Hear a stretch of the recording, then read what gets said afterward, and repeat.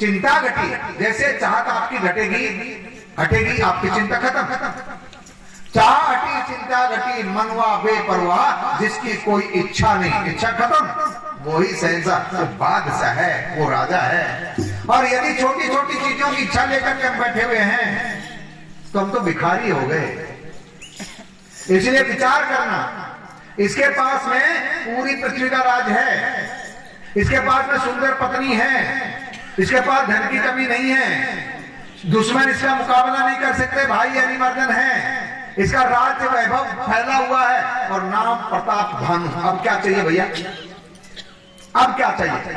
किसी चीज की जरूरत थी, लेकिन क्योंकि लंपट आदमी सामने बैठा हुआ है और उसके जाल में फंसा, तब इस राजा ने कहा प्रभु आप गुरुदेव दे सकते हैं? हाँ, तब से कुछ भी दे सकता हूं। अब कोई चीज दुर्लभ मेरे लिए कोई दुर्लभ नहीं है, मैंने तुम्हें बता दिया।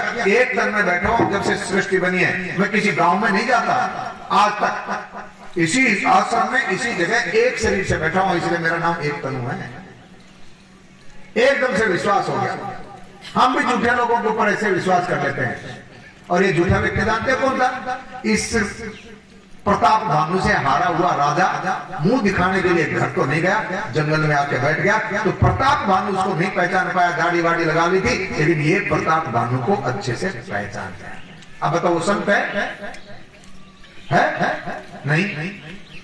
अब जैसे ही ये इसके चंगुल में फंसा, जैसे चंगुल में फंसा, मांगो क्या मांगना चाहते हो? तभी ये इंसान क्या चाहता है?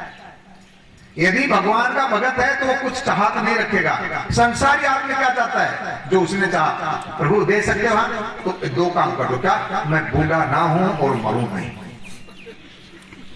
मैं बूढ़ा ना हूं और मरूं नहीं, मेरी इंद्रियां ऐसी बलवान रहे, मैं दुनिया के विषय भोग भोगता रहूं, आनंद करता रहूं और मरूं नहीं। तो उसने हंस के कहा बस ये इतनी छोटी बात? मैंने कहा छोटी बात है? ओ ये तो मेरे भाई आपका खेल है।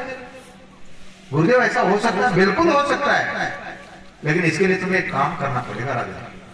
क्या करना पड़ेगा गुरुदेव? देखो, इस दुनिया में सबसे बड़ी बात है कि कोई ब्राह्मण को बस में कर ले, कोई ब्राह्मण को बस में कर ले। और ब्राह्मण जिसके बस में हो जाए उसके बस में तो भगवान हो जाता, पूरा ब्रह्मांड उसके बस में है। तो तुम एक काम करो राजन, ब्राह्मणों को बस में करो। तो गुरुदेव कैसे करूं ब्राह्मणों को बस में? तो तुम पर ब्राह्मणों को बस में करने के लिए एक काम करो, ब्राह्मणों को भोजन करवाओ। और जब ब्राह्मण तृप्त हो जाता है भोजन करके, दक्षिणा पाके, तो वो आशीर्वाद देता है। और जब आशीर्वाद देता है तो वही राजा तुम्हारे लिए फलीभूत होगा। और जिन जिन ब्राह्मणों को तुम भोजन करवाओगे वो ब्राह्मण तो होंगे, उनके परिवारों में जो भोजन करेगा वो भी तुम्हारे बस में आ जाएंगे। तो ब्राह्मण को बस में कर लो। बताए क्या बोला? कि ब्राह्मण को बस में करो, और ब्राह्मण बस में होते ही तुम्हारा काम पक्का। क्या? कालो तो पद नालय सीसा, एक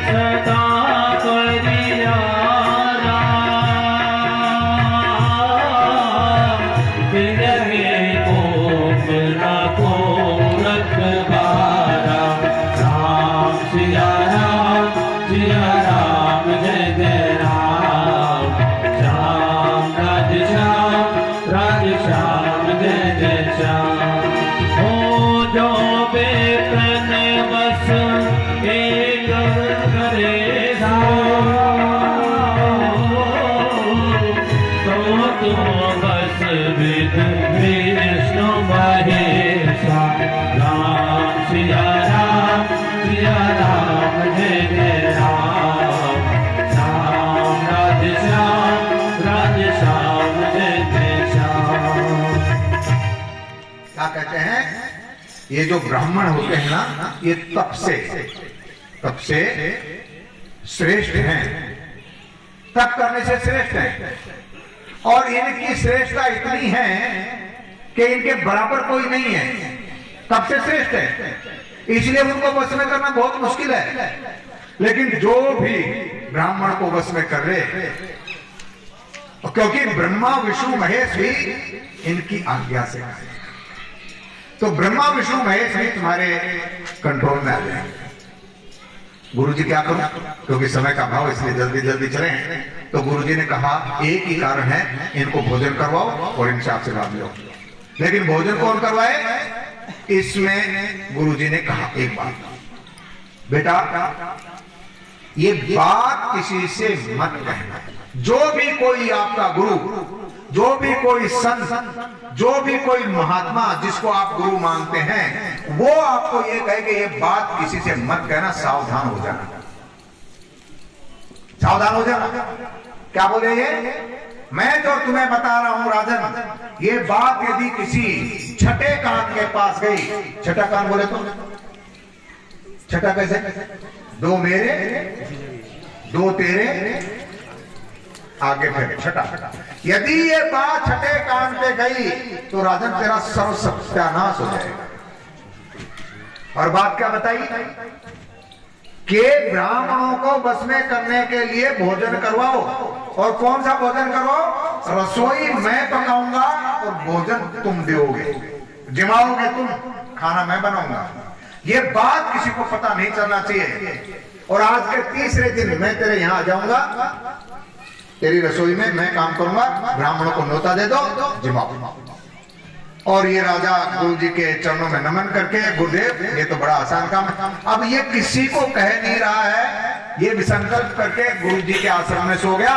रात्रि में गुरु जी के पास में वही सुअर आ गया। और वो सुअर कौन था, एक राक्षस। इस राक्षस के 100 भाइयों को इसी राजा ने मार दिया था। तो दोनों का दुश्मन है ये राजा।